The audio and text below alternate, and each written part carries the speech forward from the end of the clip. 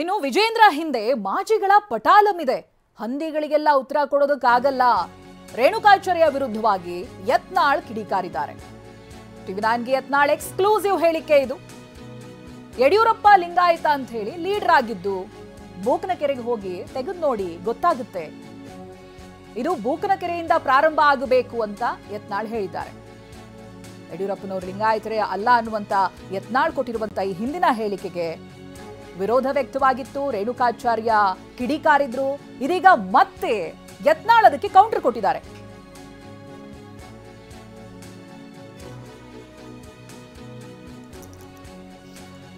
ನಮ್ಮ ಪ್ರತಿನಿಧಿ ಪ್ರಮೋದ್ ಯತ್ನಾಳ್ ಅವರನ್ನ ಮಾತನಾಡಿಸಿದ್ದಾರೆ. ಅವರೇನು ಹೇಳಿದ್ರು ಬನ್ನಿ ನೋಡೋಣ. ಸರ್ಕಾರ ಒಂದು ಹೊಸ ಪ್ರಪೋಸಲ್ ತರ್ತಾ ಇದೆ ಇವತ್ತಿನ ಕ್ಯಾಬಿನೆಟ್ನಲ್ಲಿ. ಈಗ 4% ಮೀಸಲಾತಿಯನ್ನು ಮುಸ್ಲಿಮರಿಗೆ ಗುತ್ತಿಗೆಯಲ್ಲಿ ಕೊಡಬೇಕು ಅಂತ ಈ ಒಂದು ಪ್ರಪೋಸಲ್ ಬಗ್ಗೆ ಪರ ವಿರೋಧ ಚರ್ಚೆ ಆಗ್ತಾ ಇದೆ. ನೀವು ಮೊದಲಿಂದಲೂ ಕೂಡ ಇಂಥ ರಿಸರ್ವೇಷನ್ಸ್ಗಳಿಗೆ ಹಿಂದೆ ಕೂಡ ವಿರೋಧ ಮಾಡಿದ್ರಿ, ಮುಸ್ಲಿಮರಿಗೆ ಮೀಸಲಾತಿನ ವಿರೋಧ ಮಾಡಿದ್ರಿ. ಈಗ ಗುತ್ತಿಗೆ ಮೀಸಲಾತಿ ಬಗ್ಗೆ ತಾವೇನು ಹೇಳ್ತೀರಿ? ನೋಡಿ, ಇದು ಸಂವಿಧಾನ ವಿರೋಧಿ ಒಂದು ನಿರ್ಣಯ ಆಗ್ತದೆ. ಯಾಕೆಂದರೆ ಮುಸ್ಲಿಮರಿಗೆ ಯಾವುದೇ ರಿಸರ್ವೇಷನ್ ಕೊಡ್ಲಿಕ್ಕೆ ಬರೋದಿಲ್ಲ, ಧರ್ಮ ಆಧಾರಿತ. ಅದರಲ್ಲಿ ಮೊದಲನೇದ್ದು ಏನು ಮೀಸಲಾತಿ ಕೊಟ್ಟಿದ್ದೇ ತಪ್ಪು. ಇನ್ನೂ ಸುಪ್ರೀಂ ಕೋರ್ಟ್ನಲ್ಲಿ ಅದ್ರ ಬಗ್ಗೆ ಇನ್ನೂ ವಾದ ವಿವಾದ ಏನೋ ನಡೀತಾ ಇದೆ.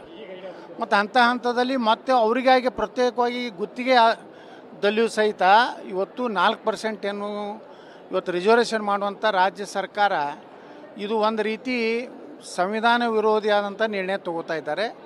ಇದನ್ನು ನಾವು ವಿಧಾನಸಭೆಯಲ್ಲೂ ವಿರೋಧ ಮಾಡ್ತೀವಿ, ಮುಂದೆ ಭವಿಷ್ಯದಲ್ಲಿ ನ್ಯಾಯಾಲಯದಲ್ಲೂ ನಾವು ಇದನ್ನು ಪ್ರಶ್ನೆ ಮಾಡ್ತೀವಿ.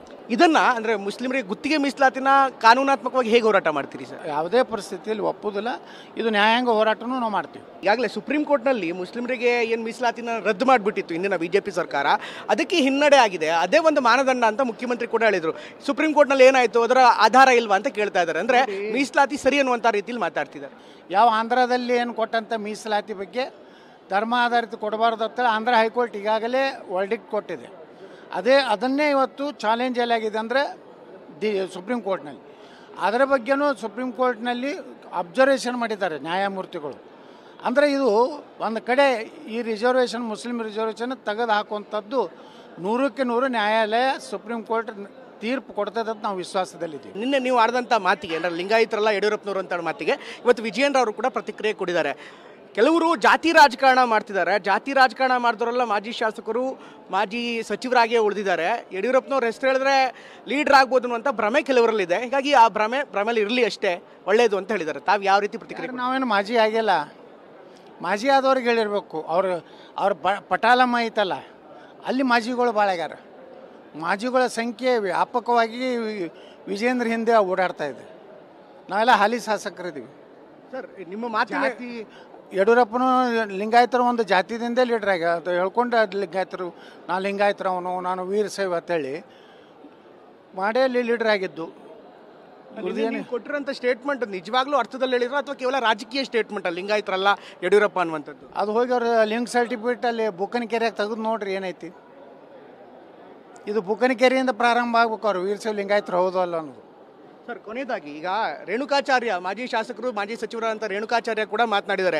ನಿಮಗೆ ಬುದ್ಧಿ ಭ್ರಮಣೆ ಆಗಿದೆ, ಆಸ್ಪತ್ರೆಗೆ ಸೇರಿಸಬೇಕು, ಈ ರೀತಿ ಅಂತ ಮಾತುಗಳನ್ನು ಕೂಡ ಹೇಳಿದ್ದಾರೆ.